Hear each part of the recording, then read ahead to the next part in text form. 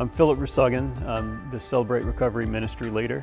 In 2002, my wife and I had our first son.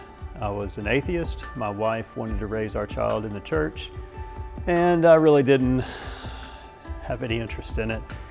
So we came to several churches, and we came to New Hope Christian Church, and we showed up, and that's where I met Jesus, and had to do something with that. And so I gave my life to Christ. I was baptized in June of that year, and that started my journey.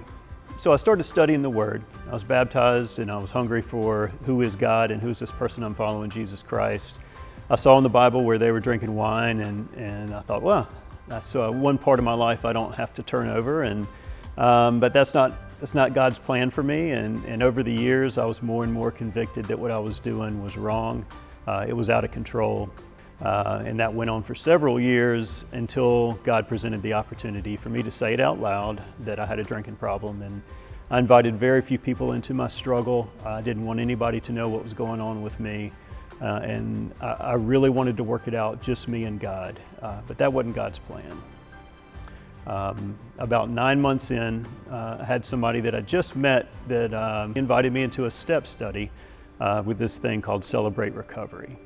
And it was in the step study that God began to change how I saw myself and how I saw Him and my role in things. I saw men be transparent. I saw them talk about things that I thought no good Christian should be talking about, and confessing to things that I had a hard time even confessing to myself. And I saw that they were being healed. I saw that they were changed, and they no longer lived the way they used to live. And so that inspired me to get more honest. With these questions and to say the things out loud that I'd been hesitant to say. And it allowed me to put down a lot of the regrets and the grief and the shame of the past and begin to heal. I was very reluctant to be a ministry leader because I don't have it all figured out, and I certainly don't do it perfectly. But I was learning that that's not what God requires. God requires us just to be obedient. And God honored and blessed that by putting people around me that has made CR what it is here at New Hope. We have a fellowship of people, a community of people that meet every Thursday night for the large group meeting. We share in ways that bring us close together.